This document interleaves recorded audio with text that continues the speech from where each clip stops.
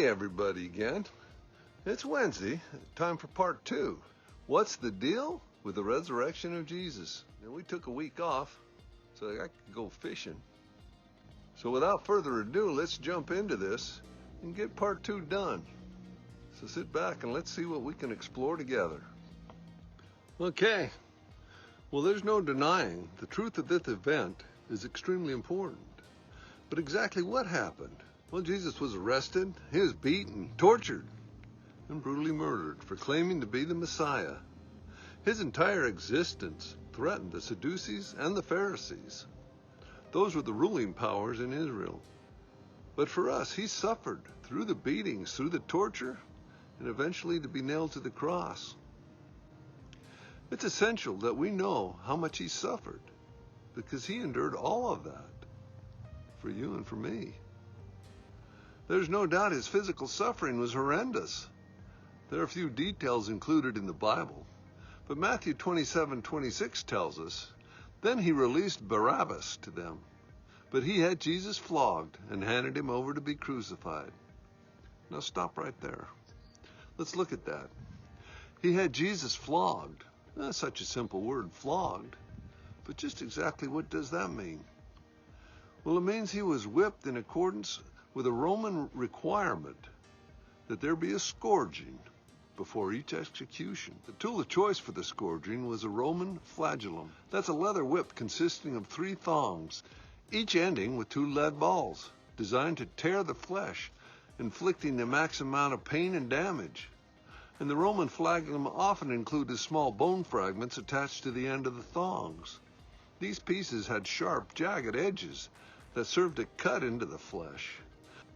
As the whipping progressed, the resulting cuts were so severe that skeletal muscles, underlying veins, sinews, and even the bowels of a victim could be exposed. Then, too, Jesus was severely beaten. His beard was pulled out by the roots.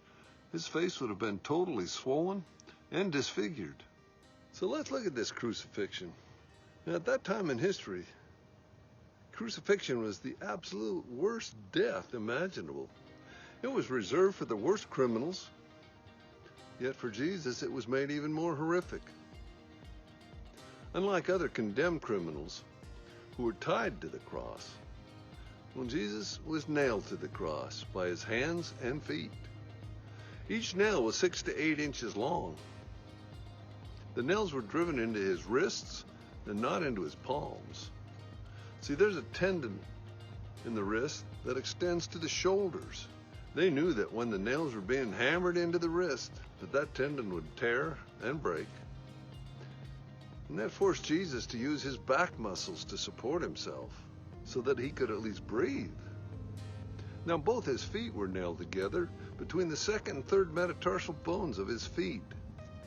He was forced to support himself on this single nail in order to support his body weight.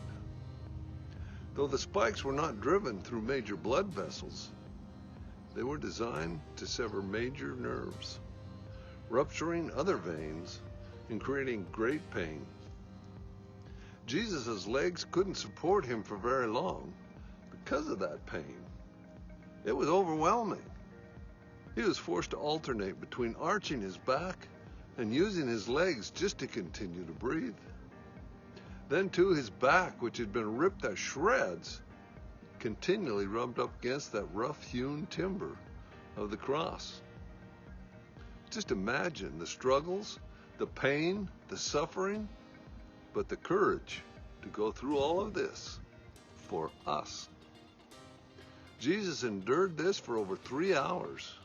We can't even fathom the depth of the suffering that Christ endured. Then a few minutes before he died, well, Jesus stopped bleeding.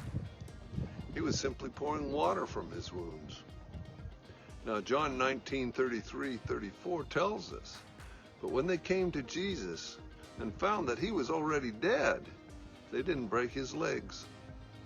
Instead, one of the soldiers pierced Jesus' side with a spear, bringing in a sudden flow of blood and water." So medically, as Jesus' ability to breathe became less and less, the oxygen flow to his body would be greatly reduced, causing asphyxiation, resulting in a buildup of fluids around his heart. The spear, shoved into his side, likely went under the ribs and then ruptured the pericardial sac, resulting in a flow of both blood and water. The only plus here was that his suffering had ended. So there you have it. That might give you a little bit better understanding and a better idea of why Jesus is worth honoring, is worth worshiping.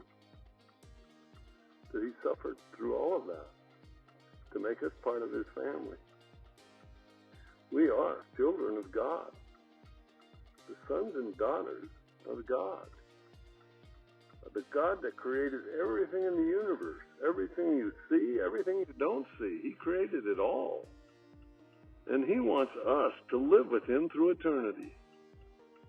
I don't know how you can get a better deal than that. This is a good place to end part 2. Next Wednesday, we'll get into part 3. And we'll talk about the covenant with Jesus.